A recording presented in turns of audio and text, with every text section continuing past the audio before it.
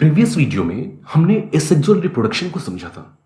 हमने ये भी देखा था कि क्यों कुछ ऑर्गेनिजम्स एडवर्स सिचुएशन आने पर सेक्सुअल रिप्रोडक्शन में शिफ्ट हो जाते हैं। ये जो वेरिएशन होता है ना सेक्सुअल रिप्रोडक्शन की वजह से, वो काफी फायदेमंद होता है। तो इस वीडियो में सेक्सुअल रिप्रोडक्शन के बेसिक कॉन्सेप्ट्स को समझेंगे। ये जो सेक्सुअल रिप्रोडक्शन है ना, इसमें मेल और फीमेल गैमेट्स फॉर्म करते हैं। यानी कि यहां दो तरह के रिप्रोडक्टिव सेल्स बनते हैं, मेल गैमेट्स और फीमेल गैमेट्स। ये दोनों तरह के गैमेट्स या तो सेम इंडिविजुअल की बॉडी में बनेंगे या फिर डिफरेंट इंडिविजुअल्स की बॉडी में बनेंगे। मतलब क्या आपको कोई इंसान ऐसा मिल सकता है जिसकी बॉडी में मेल गैमेट यानी कि स्पर्म्स भी बनते हो और फीमेल गैमेट यानी कि एग सेल्स भी बनते हो? नहीं ना, क्योंकि ह्यूमन बीइंग्स में अलग अलग गैमेट्स अलग अलग इंडिविजुअल की बॉडी में बनते हैं। मेल की बॉडी में मेल गैमेट यानी कि स्पर्म सेल और फीमेल की बॉडी में फीमेल गैमेट यानी कि एग सेल्स बनते हैं। बट कुछ ऑर्गेनिजम्स ऐसे भी होते हैं जिनमें एक ही इंडिविजुअल की बॉडी में दोनों तरह के गैमेट्स भी बनते हैं। ऐसे इंडिविजुअल्स के बारे में आप आगे जानोगे और डिटेल में। ये जो सेक्सुअल रिप्रोडक्शन का प्रोसेस है, ये काफी इलैबोरेट होता है यानी कि डिटेल्ड होता है, कॉम्प्लेक्स होता है, और अगर असेक्सुअल रिप्रोडक्शन से कंपेयर करें तो ये काफी स्लो भी होता है। फिर भी कुछ तो ऐसा है जिसकी वजह से जो भी डेवलप्ड ऑर्गेनिजम्स हैं या फिर कह लो जो भी इवॉल्व्ड ऑर्गेनिजम्स हैं, वो सब सेक्सुअली ही रिप्रोड्यूस करते हैं। तो जो सबसे बड़ा फायदा है सेक्सुअल रिप्रोडक्शन का, वो है वेरिएशन। ये वेरिएशन क्यों होता है? हमने वेरिएशन के बारे में पिछली वीडियो में भी बात की थी। तो देखो, सेक्सुअल रिप्रोडक्शन से जो वेरिएशन होता है, इसकी दो वजहें हैं। जो पहली वजह है वो है कि गैमेटोजेनेसिस यानी कि गैमेट्स का जो फॉर्मेशन होता है, उस प्रोसेस के दौरान मियोसिस होता है। और आपने तो क्लास 11th में जब मियोसिस पढ़ा था तो आपको ये बताया गया था, आपने ये जाना था कि मियोसिस के दौरान जेनेटिक मटेरियल का रिकॉम्बिनेशन होता है। जेनेटिक मटेरियल एक जैसा नहीं रहता है पेरेंट सेल में और नए वाले सेल में, नए नए कॉम्बिनेशंस बनते हैं। और जब भी जेनेटिक मटेरियल का नया कॉम्बिनेशन बनेगा तो ऑब्वियसली क्या होगा? वेरिएशन होगा। जेनेटिक मटेरियल सेम रहने पर ही ना ऑर्गेनिज्म सेम होंगे। बट यहां जो गैमेट्स बन रहे होते हैं, हर गैमेट के अंदर यूनिक जेनेटिक मटेरियल होता है। और जब ये गैमेट्स फ्यूज होते हैं तो ऑफस्प्रिंग में बोथ पेरेंट्स के, दोनों पेरेंट्स के यानी कि मेल पेरेंट और फीमेल पेरेंट दोनों के कैरेक्टर्स आते हैं। तो ये कुछ वजह हैं जिनकी वजह से सेक्सुअल रिप्रोडक्शन में क्या होता है? वेरिएशन होता है। ऐसा एसेक्सुअल रिप्रोडक्शन में नहीं होता है, क्योंकि वहां पर मियोसिस नहीं होता है गैमेटोजेनेसिस के दौरान, और ना ही कोई फ्यूजन ऑफ गैमेट्स होता है। जैसा कि हमने एसेक्सुअल रिप्रोडक्शन में जाना था कि उसमें ऑर्गेनिजम्स सारे के सारे आइडेंटिकल होते हैं, आपस में भी और अपने पेरेंट्स से भी, इसलिए हम उन्हें क्या कहते थे? क्लोन कहते थे। बट यहां सेक्सुअल रिप्रोडक्शन में ऐसा नहीं होता है। ऑर्गेनिजम्स आपस में आइडेंटिकल भी नहीं होते हैं और अपने पेरेंट्स के जैसे भी नहीं होते हैं। हर एक ऑर्गेनिज्म अपने आप में क्या होता है? यूनिक होता है। चलिए आगे समझते हैं कुछ और चीजों को। कोई भी ऐसा ऑर्गेनिज्म जो कि सेक्सुअली रिप्रोड्यूस कर रहा हो, उसके पूरे लाइफ स्पैन को आप 3 फेजेस में डिवाइड कर सकते हो। पहला फेज है जुवेनाइल फेज, दूसरा है रिप्रोडक्टिव फेज और तीसरा है सेनेसेंट फेज। आसान भाषा में बताऊं तो जुवेनाइल फेज का मतलब हुआ रिप्रोडक्टिवली मैच्योर होने से पहले की अवस्था। रिप्रोडक्टिव फेज का मतलब ऐसा फेज जिसमें कि कोई भी ऑर्गेनिज्म रिप्रोडक्शन के कैपेबल हो, और सेनेसेंट फेज यानी कि ओल्ड एज, जबकि रिप्रोडक्टिव कैपेसिटी खत्म हो जाती है ऑर्गेनिजम्स की। ये जो अलग अलग फेजेस हैं, इनके बीच जो ट्रांजिशन होता है, यानी कि जुवेनाइल फेज से रिप्रोडक्टिव फेज में आना और रिप्रोडक्टिव फेज से सेनेसेंट फेज में आना, ये किसकी वजह से होता है? हार्मोन्स की वजह से होता है। हमारे बॉडी में बहुत सारे हार्मोन्स होते हैं और उन्हीं की वजह से ये सारा कुछ रेगुलेट होता है। एक और काफी इंपॉर्टेंट बात है कि किसी भी ऑर्गेनिज्म का जो रिप्रोडक्टिव प्रोसेस होता है और इससे जुड़े हुए जो बिहेवियरल एक्सप्रेशंस होते हैं, उन्हें रेगुलेट करने में 2 चीजों का बहुत बड़ा रोल होता है, हार्मोन्स का और इन्वायरमेंटल फैक्टर्स का। एक्चुअली ये दोनों आपस में इंटरेक्ट करते हैं और इनसे क्या रेगुलेट होता है? रिप्रोडक्टिव प्रोसेस और उनसे जुड़े हुए बिहेवियरल एक्सप्रेशंस। एक एग्जाम्पल से समझते हैं तो ये बेहतर समझ में आएगा। आपने बरसात के दिनों में मेंढकों को टटराते हुए जरूर सुना होगा। ये जो फ्रॉग्स में क्रॉकिंग होती है, ये क्यों होती है? वो अपने पार्टनर्स को कॉल कर रहे होते हैं। ऐसा कब होता है? सिर्फ रेनी सीजन में होता है ना। तो ये जो रेनी सीजन है वो क्या है? इन्वायरमेंटल फैक्टर है, और हॉर्मोन्स तो उस फ्रॉग की बॉडी में है ही। तो ये हॉर्मोन्स और ये इन्वायरमेंटल फैक्टर यानी कि रेनी सीजन, ये आपस में इंटरेक्ट करते हैं, और जो रिप्रोडक्टिव प्रोसेस से जुड़ा हुआ बिहेवियर है यानी कि क्रॉकिंग, वो सामने आता है। आई थिंक आपको ये बात समझ में आ गई होगी। चलिए आगे समझते हैं। जो जुवेनाइल फेज है वो ऐसा फेज है किसी भी ऑर्गेनिज्म का जबकि वो ग्रो कर रहा होता है और मैच्योर हो रहा होता है। प्लांट्स में इस फेज को हम वेजिटेटिव फेज कहते हैं, यानी कि रिप्रोडक्टिव मैच्योरिटी से पहले का जो फेज है उसे हम जुवेनाइल फेज कहते हैं। और जो रिप्रोडक्टिव फेज है, इस फेज में ऑर्गेनिज्म सेक्सुअल रिप्रोडक्शन के कैपेबल हो चुका होता है और कैपेबल रहता है। एक काफी इंपॉर्टेंट क्वेश्चन है, मान लो कि कोई फ्लावरिंग प्लांट है, वो एक बार रिप्रोडक्टिवली मैच्योर हो गया और फिर सीजन चेंज हुआ और अभी उसमें फ्लावर्स नहीं आ रहे, यानी कि उसमें इंटर फ्लावरिंग पीरियड है। तो इससे आप क्या कहोगे? जुवेनाइल फेज कहोगे या मैच्योर फेज कहोगे? वो भी मैच्योर है, वो जुवेनाइल नहीं है। आपसे पूछा जाए कि इंटर फ्लावरिंग पीरियड में कोई प्लांट क्या जुवेनाइल है? नहीं, वो जुवेनाइल नहीं, क्योंकि वो मैच्योर हो चुका है। समझ गए ना मेरी बात को? यहां से क्वेश्चंस कभी कभी आ जाते हैं और बच्चे यहां कंफ्यूज हो जाते हैं। प्लांट्स में सीजनल ग्रोथ साइकिल्स 3 तरह के मिलते हैं। इस सीजनल ग्रोथ साइकिल्स क्या हैं, चलिए समझते हैं। देखो, जो पहला है वो है एनुअल, दूसरा बाइनियल और तीसरा perennial. Annual seasonal growth cycle क्या है? जब कोई प्लांट अपने लाइफ साइकिल को 1 साल में पूरा कर ले, इसे हम एनुअल ग्रोथ साइकिल कहते हैं। एग्जाम्पल व्हीट, राइस वगैरह वगैरह, मतलब 1 साल में ही सारे फेजेस कंप्लीट हो गए। बायनियल में ये साइकिल 2 साल में पूरा होता है, जैसे कि बीट, टर्निप, कैरेट वगैरह में। और पेरेनियल प्लांट्स में जो लाइफ साइकिल है वो सेवरल ईयर्स ले लेता है, कई साल ले लेता है कंप्लीट होने में, जैसे कि मैंगो, एप्पल, बैम्बू, नीलकुरंजी वगैरह। ये नीलकुरंजी तो आगे बताऊंगा मैं आपको, काफी इंटरेस्टिंग चीज है ये। तो क्या आपने कभी देखा है कि मैंगो प्लांट जो है या मैंगो ट्री जो है वो 1 साल में ही अपना लाइफ साइकिल पूरा कर लिया? नहीं ना। तो ऐसे प्लांट्स को हम क्या कहते हैं? पेरेनियल प्लांट्स कहते हैं। ये जो 3 फेजेस है लाइफ के, यानी कि जुवेनाइल, रिप्रोडक्टिव और सेनेसेंट फेज, ये एनुअल और बायनियल प्लांट्स में तो आप देख सकते हो क्लियरली, बट पेरेनियल प्लांट्स में नहीं देख सकते, क्योंकि यहां तो लाइफ साइकिल काफी सारे सालों तक चला जाता है। देखो, ये आपके सामने एक काफी खूबसूरत तस्वीर है। यह है नीलकुरंजी की, जिसका कि साइंटिफिक नेम है स्ट्रोबिलैंथस कुंचियाना।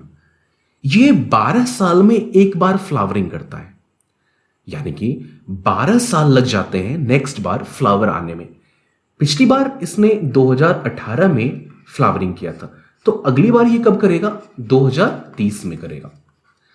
यहां से क्वेश्चन आ सकते हैं कि फ्लावरिंग नीलकुरंजी में कितने सालों के बाद होती है, या फिर लास्टली नीलकुरंजी में फ्लावरिंग कब हुई थी। इंडिया के कुछ स्टेट्स जैसे कि कर्नाटका, तमिलनाडु, केरला वगैरह में नीलकुरंजी जब खिलता है तो ये टूरिस्ट अट्रैक्शन का बहुत अच्छा स्पॉट बन जाता है। अगर हम एनिमल्स की बात करें तो उनमें रिप्रोडक्टिव सीजन के बेसिस पर एनिमल्स 2 तरह के होते हैं, सीजनल ब्रीडर्स और कंटिन्यूअस ब्रीडर्स। सीजनल ब्रीडर ऐसे ऑर्गेनिजम्स हैं, ऐसे एनिमल्स हैं जिनमें की रिप्रोडक्टिव साइकिल किसी पार्टिकुलर सीजन में ही होती है, जैसे कि कैट, डॉग, बर्ड वगैरह में किसी खास सीजन में ही बच्चे पैदा होते हैं। बट जो कंटिन्यूअस ब्रीडर्स हैं उनमें रिप्रोडक्टिव साइकिल हमेशा चलता रहता है। फॉर एग्जाम्पल ह्यूमन बीइंग्स में क्या ऐसा है कि ह्यूमन बीइंग किसी खास सीजन में ही बच्चे पैदा कर सकते हैं? नहीं, वो through out the year reproductive phase में ही होते हैं, रिप्रोडक्टिव साइकिल चलता रहता है। एक इंपॉर्टेंट बात है कि जो बर्ड्स पोल्ट्री फार्म में है, यानी कि कैप्टिविटी में ह्यूमन बीइंग से कंट्रोल में जो बर्ड्स हैं, वो साल भर एग देती है, जबकि मैंने आपको बताया था कि बर्ड्स जो है वो सीजनल ब्रीडर हैं।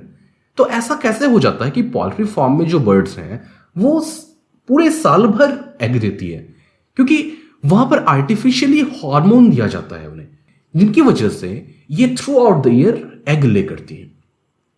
जो मैमल्स होते हैं यानी कि ऐसे एनिमल्स जो अपने बच्चे को मिल्क फीड करते हो।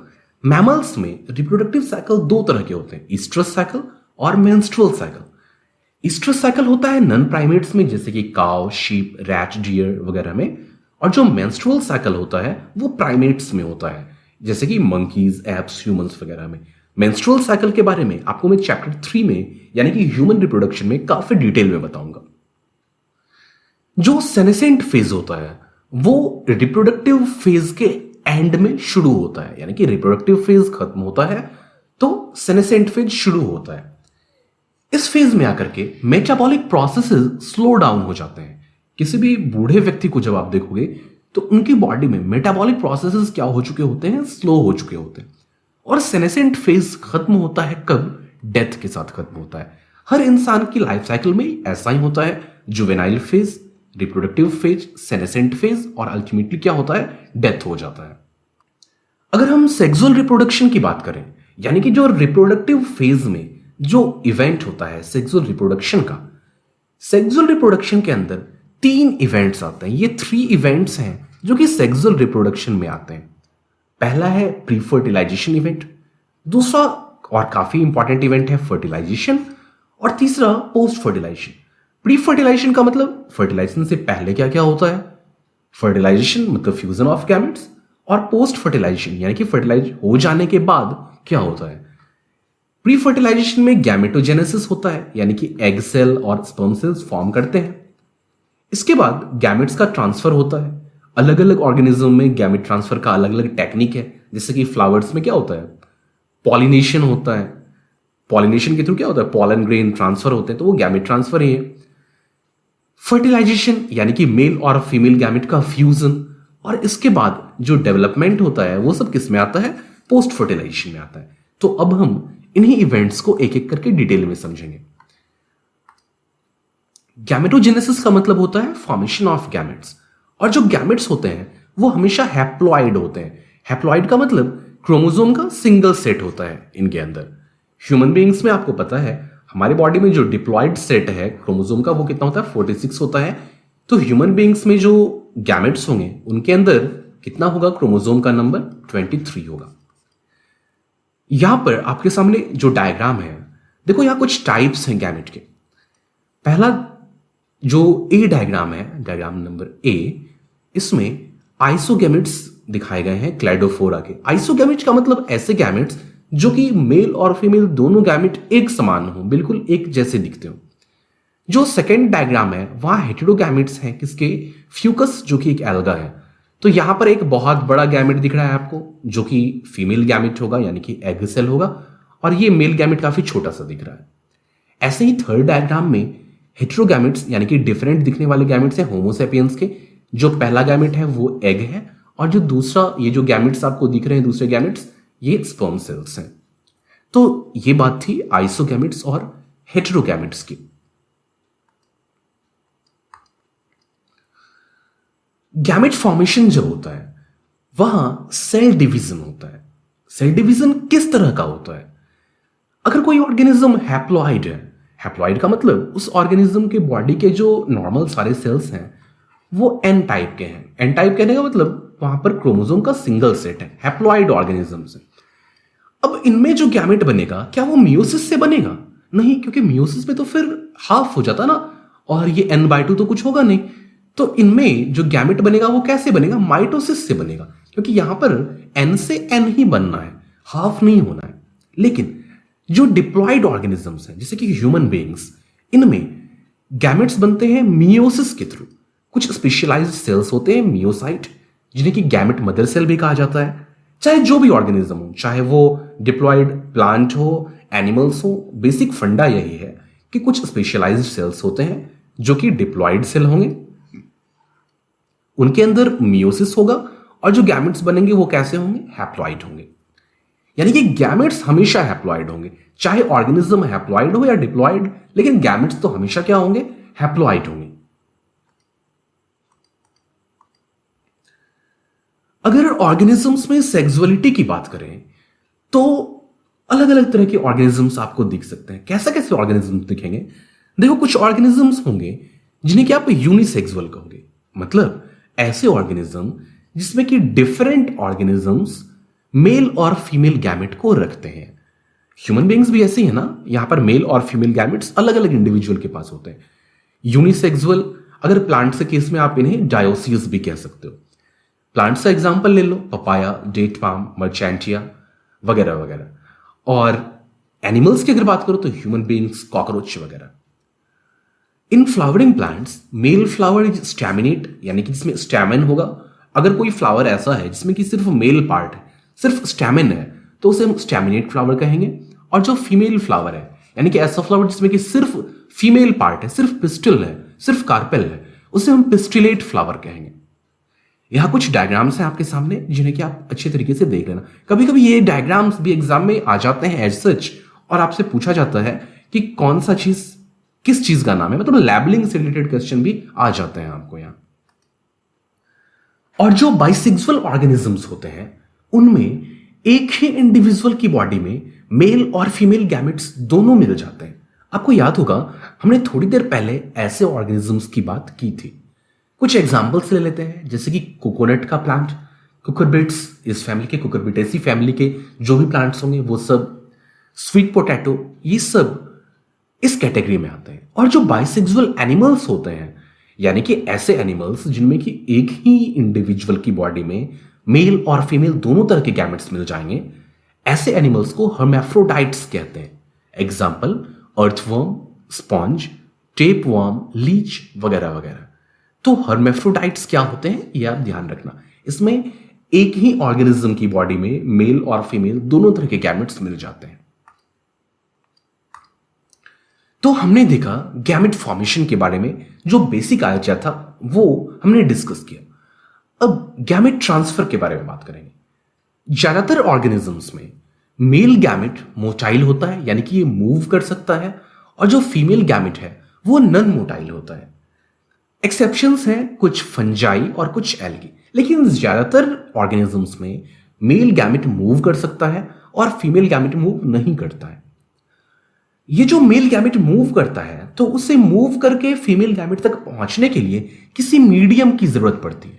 ये मीडियम डिफरेंट डिफरेंट हो सकता है, लेकिन ये जब भी किसी मीडियम से होकर ट्रैवल कर रहा होता है फीमेल गैमेट तक पहुंचने के लिए, तो किसी ना किसी वजह से बहुत सारे मेल गैमेट्स रास्ते में ही खत्म हो जाते हैं। या तो वो रास्ता भटक जाते हैं या फिर उनकी डेथ हो जाती है। इसी वजह से मेल गैमेट हमेशा फीमेल गैमेट के कंपैरिजन में बहुत ज्यादा नंबर में प्रोड्यूस होते हैं। ह्यूमन बीइंग्स की ही बात करो, फीमेल में हर मंथ एक एग मैच्योर होता है, ओवुलेट होता है, जबकि जो स्पर्म सेल्स हैं वो काफी सारे मिलियंस बनते रहते हैं हमेशा। तो जो मेल गैमेट्स हैं वो हमेशा लार्ज नंबर में प्रोड्यूस होते हैं। क्यों? तो ये जो मूवमेंट के दौरान जो लॉस होता है उसे कंपेंसेट करने के लिए। जो सिंपल प्लांट्स होते हैं जैसे कि एल्गी, ब्रायोफाइट्स, टेरिडोफाइट्स वगैरह, उनमें वाटर जो है वो गैमेट ट्रांसफर का मीडियम होता है। यहां पर वाटर काफी इंपॉर्टेंट काम कर रहा होता है। क्या कर रहा होता है? गैमेट ट्रांसफर का मीडियम होता है।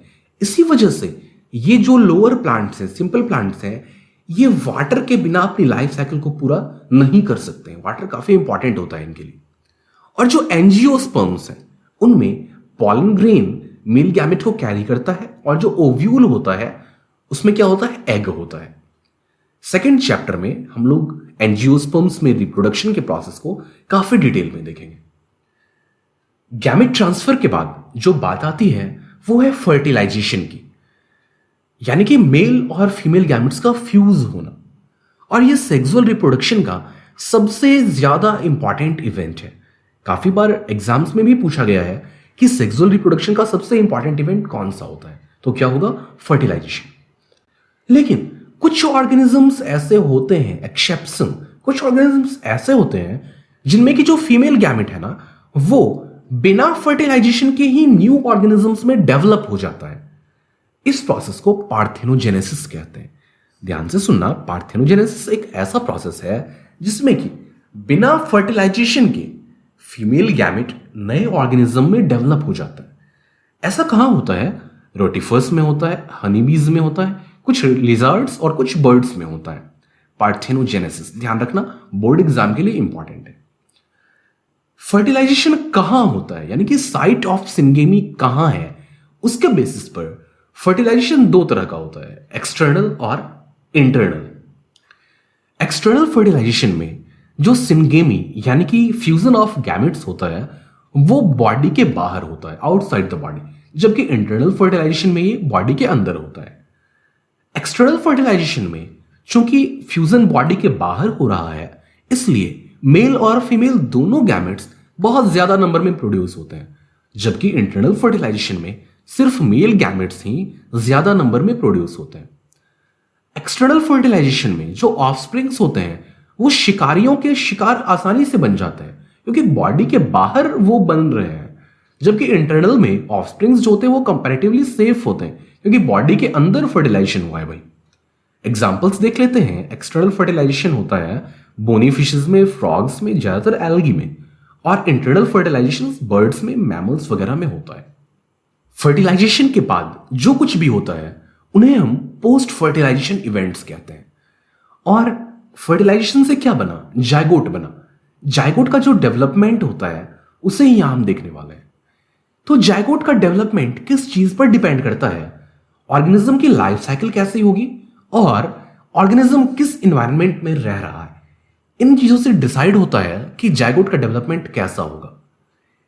जायगोट कंटिन्यूटी ऑफ स्पीसीज को एंश्योर करता है, ये तो बात आप जानते हो, क्योंकि किसी भी ऑर्गेनिज्म का गैमेट फ्यूज किया है, जायगोट बना है, और ये जो जायगोट बना है यही आगे चलकर ना ऑर्गेनिज्म को बनाएगा, और जब ऑर्गेनिज्म बनेगा नया तो फिर क्या होगा? स्पीसीज की कंटिन्यूटी बनी हुई रहेगी। एक और पॉइंट है, कभी कभी एग्जाम्स में आता है आपके एनसीईआरटी का, इसलिए मैंने इंक्लूड कर लिया यहां, कि एल्गी और फंजाई में जायगोट के ऊपर एक थिक वॉल बन जाता है जो कि जायगोट को सूखने से और डैमेज से बचाता है। आपसे पूछा जा सकता है कि which of the following organisms have thick wall over their zygote to prevent desiccation and damage? तो क्या आंसर होगा? एल्गी या फिर फंजाई, जो ऑप्शन में आपको मिल जाए। हां, तो मैंने थोड़ी देर पहले आपको कहा था कि डेवलपमेंट ऑफ जायगोट बहुत ज्यादा डिपेंड करता है किस पर? लाइफ साइकिल ऑफ ऑर्गेनिज्म पर। ऐसे ऑर्गेनिज्म जिनकी लाइफ साइकिल हैप्लॉन्टिक होती है उनमें जायगोट मियोसिस करता है हैप्लॉइड ऑर्गेनिज्म को बनाने। मतलब ऐसे ऑर्गेनिजम्स की जो मेन बॉडी होगी ना वो हैप्लॉइड होगी, यानी कि एन होगी, सारे सेल्स हैप्लॉइड होंगे। अब देखो कि जो जायगोट बना होगा वो कैसे बना होगा? फ्यूजन ऑफ गैमेट्स से बना होगा, यानी कि दो हैप्लॉइड गैमेट्स फ्यूज किए होंगे, तो जो जायगोट बना होगा वो कैसा होगा? डिप्लॉइड होगा। अब ये डिप्लॉइड जायगोट, लेकिन ऑर्गेनिज्म कैसा होना है? हैप्लॉइड होना है, तो यहां 2n से n बनना है, तो क्या होगा? यहां पर मियोसिस होगा। मियोसिस होगा। क्यों मियोसिस होगा? क्योंकि यहां पर हमें प्लॉइडी को हाफ करना है, और जब एक बार मियोसिस हो गया, हैप्लॉइड सेल बन गया, तो अब ये माइटोसिस करेगा और सारे सेल कैसे बनेंगे? एन वाले बनेंगे, यानी कि हैप्लॉइड बनेंगे, और बॉडी कैसी बनती चली जाएगी? इसकी हैप्लॉइड बॉडी बनेगी। लेकिन जिन ऑर्गेनिजम्स की लाइफ साइकिल डिप्लॉन्टिक होती है, यानी कि जो मेन बॉडी है वो डिप्लॉइड होती है, जैसे कि हम लोगों की, ऐसे में जायगोट क्या करता है? माइटोसिस करता है। मतलब हमारी मेन बॉडी जो है इसके सेल्स कैसे होते हैं? 2n होते हैं, डिप्लॉइड होते हैं। गैमेट्स के फ्यूजन से जो जायगोट बना है वो भी कैसा है? 2n है। तो अब 2n से 2n टाइप का सेल बनाना है, क्या होगा भाई? माइटोसिस होगा। और माइटोसिस से जो ये सेल बनेगा इसमें फिर माइटोसिस होता जाएगा, नए नए सेल्स बनते जाएंगे और ऑर्गेनिज्म का डेवलपमेंट होता चला जाएगा। जायगोट डेवलप होकर के एम्ब्रियो बनाता है, और एम्ब्रियो का डेवलपमेंट क्या कहलाता है? एम्ब्रियोजेनेसिस कहलाता है। एम्ब्रियोजेनेसिस के दौरान जायगोट में दो तरह की प्रोसेस होती रहती हैं। पहली प्रोसेस है सेल डिवीजन की और दूसरी प्रोसेस है सेल डिफरेंशिएशन की। सेल डिवीजन क्यों होगा भाई? माइटोसिस क्यों होगा? सेल का नंबर बढ़ाने के लिए। सेल का नंबर बढ़ेगा तब तो ऑर्गेनिज्म ग्रो करेगा ना। और सेल डिफरेंशिएशन होगा स्पेशलाइज्ड टिश्यूज को बनाने के लिए, क्योंकि जायगोट जो है वो तो सिंगल सेल है। अब इससे जितने सारे सेल्स बनते जा रहे हैं यही सेल ना आपकी बॉडी के अलग अलग ऑर्गन्स को बनाएंगे। आंख के अंदर के सेल अलग तरह से स्पेशलाइज्ड होंगे, इंटेस्टाइन के सेल का स्पेशलाइजेशन अलग होगा, तो यहां सेल डिफरेंशिएशन होता रहता है। सेल डिवीजन और सेल डिफरेंशिएशन दोनों अलग अलग चीजें हैं। आपके दिमाग में यह कॉन्सेप्ट बिल्कुल क्लियर होना चाहिए। चलिए आगे समझते हैं। जायगोट जो है वो बॉडी के अंदर या बाहर कहां डेवलप हो रहा है? फीमेल पेरेंट की बॉडी के अंदर डेवलप हो रहा है जायगोट या फीमेल पेरेंट की बॉडी के बाहर डेवलप हो रहा है। इसके बेसिस पर एनिमल्स को ओविपेरस और विविपेरस दो अलग अलग कैटेगरीज में क्लासिफाई कर सकते हैं। जो ओविपेरस एनिमल्स होते हैं वो फर्टिलाइज्ड एग ले करते हैं, जबकि जो विविपेरस एनिमल्स होते हैं वो यंग वंस को जन्म देते हैं। ओविपेरस एनिमल्स के जो फर्टिलाइज्ड एग होते हैं उनके ऊपर कैल्केरियस शेल होता है, यानी कैल्शियम का बना हुआ शेल होता है, और जो यंग वंस होते हैं वो एग के बाहर कुछ खास पीरियड ऑफ इंक्यूबेशन के बाद बाहर आते हैं। जबकि विविपेरस एनिमल में एग के ऊपर कोई शेल नहीं होता है और यंग वन जो है वो फीमेल पेरेंट की बॉडी के अंदर डेवलप होता है। चूंकि ओविपेरस एनिमल में जो यंग वन है वो बॉडी के बाहर डेवलप हो रहा है, तो यहां पर सर्वाइवल का चांस थोड़ा सा घट जाता है, क्योंकि प्रीडेटर्स काफी आसानी से प्रीडेट कर सकते हैं, शिकार कर सकते हैं। जबकि जो विविपेरस एनिमल है यहां पर ज्यादा चांस है सर्वाइवल के, क्योंकि जो बच्चा है वो फीमेल पेरेंट की बॉडी के अंदर डेवलप हो रहा होता है। ओविपेरस एनिमल्स के एग्जांपल है रेप्टाइल्स, बर्ड्स वगैरह, जबकि viviparous mammals including human beings.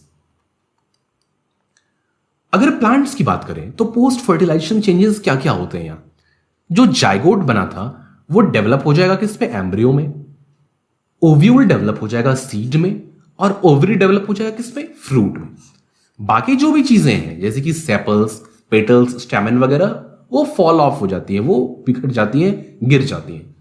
कुछ एक्सेप्शंस हैं जिन पर के क्वेश्चन आ जाता है, जैसे कि ग्वावा, टोमेटो, ब्रिंजल वगैरह में क्या होता है, सेपल जो है वो अटैच्ड ही रह जाता है।